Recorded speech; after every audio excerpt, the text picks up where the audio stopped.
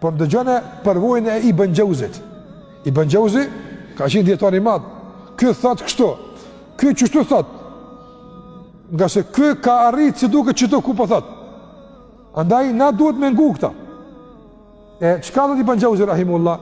Thot në qofse thot law anna mu'minan aqilan. Thot në qofse një besimtar është i mençur.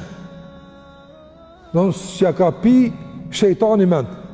I mençur është i vetëdijshëm, edhe musliman, thot që ky njeri në qofse e lexon thot surën Hadid. Surja Hadid është surja e hekrit.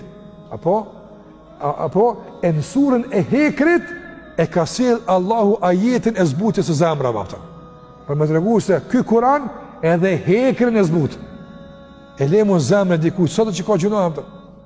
Andaj thot law anna mu'minan aqilan, në qoftë se një besimtar i mençur qara surat al-Hadid, morën men, e lexon surën Hadid, thot dhe fundin e surës Hashr, ku Allahu flet për ndikimin e Kur'anit në shkrirjen e kodrave dhe bjeshkve.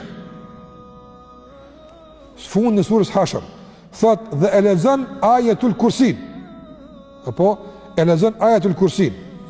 Dhe e lexon gjithashtu surën El-Ikhlas.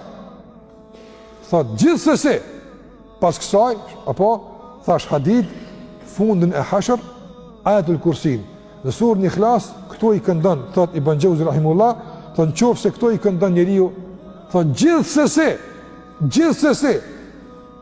do të përulet dhe thehet zemra për Allahut dhe do